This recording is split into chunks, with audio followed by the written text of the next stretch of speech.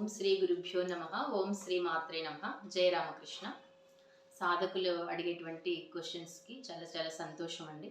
మాకు తెలిసినంత వరకు అడ్రస్ చేస్తున్నాము మీ క్వశ్చన్స్. అయితే ఇప్పుడు మనం మరో టాపిక్ గురించి ముందుకెళ్దాము ఆధ్యాత్మిక జీవనంలో. సో చాలామంది అడుగుతున్నటువంటి క్వశ్చన్ అనమాట. ఏమైనా మార్పు ఉంటుందా మనం ఆధ్యాత్మిక జీవితంలోకి ప్రవేశించి సాధన చేస్తూ ఒక గురువుని సమీపించి తెలుసుకుని గ్రంథ పఠనం చేస్తూ అన్నీ చేస్తున్నప్పుడు మనలో వచ్చే మార్పులు ఏంటి, మనం ఏదైనా కొంచెం తెలుస్తుందా అనే మాట మనకు కొంతమందికి ఉంటుంది డౌట్. దానికి ఏం చెప్తారంటే ఎగ్జాంపుల్, ఒక రాజుగారు ఉన్నారు.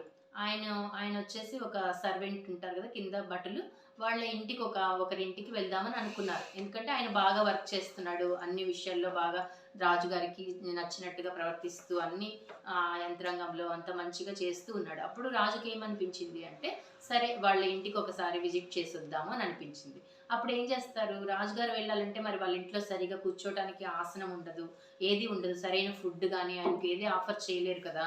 కాబట్టి రాజుగారు ఏం చేస్తారంటే ముందే కొంతమంది సేవకుల్ని పంపించి వాళ్ళ ఇంట్లో ఆ ఫర్నిచర్ అయితేనేమి అన్నీ అక్కడ సిద్ధం చేయమని చెప్తారనమాట.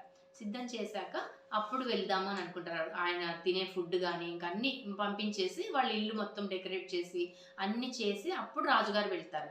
అలాగా భగవంతుడు కూడా మన హృదయంలోకి వేయించేయాలి అనుకున్నప్పుడు ఎవరినెవరిని పంపుతారు అంటే ప్రేమ, నిస్వార్థము, స్ట్రైట్ ఫార్వర్డ్నెస్, ఇలాంటివన్నీ క్వాలిటీస్ మనకి ఇచ్చేస్తాడంట. ఒక్కొక్కటి వచ్చేస్తుంటాయి.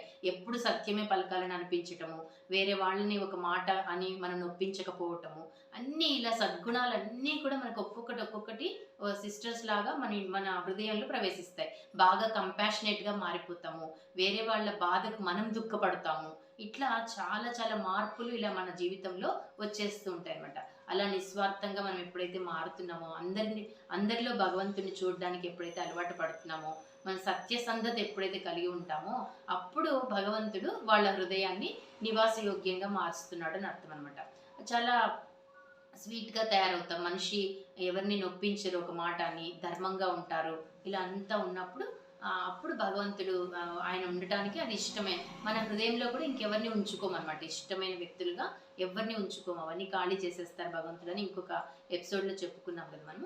అలాగా ఆయన అంత అరేంజ్మెంట్స్ అన్నీ చేసుకొని మనలోకి ప్రవేశిస్తారు. ఇంకొకసారి వచ్చి తిష్ట వేసుకున్నారంటే ఇంకా వాళ్ళ జీవితం మొత్తం ఆయనకి అప్పగించినట్టు అనమాట. మనం జస్ట్ బ్యాక్ సీట్లో కూర్చొని ఉంటాము, భగవంతుడే మన ఫ్రంట్ సీట్లో కూర్చొని డ్రైవ్ చేస్తారు మన జీవితాన్ని. కాబట్టి ఆయనకే పగ్గాలు ఇచ్చేసేయాలంట. మన సొంత ఆలోచనలు అనేవి ఏమీ ఉండవు అనమాట. అప్పుడు భగవంతుని చేతిలో పరికరంగా మారిపోతాం. సో ఇలా మనము ముందడుగు వేద్దాం ఆధ్యాత్మిక జీవితంలో. సర్వం శ్రీరామకృష్ణార్పణమస్తు. లోకా సమస్త సుఖినో భవంతు. జై హింద్.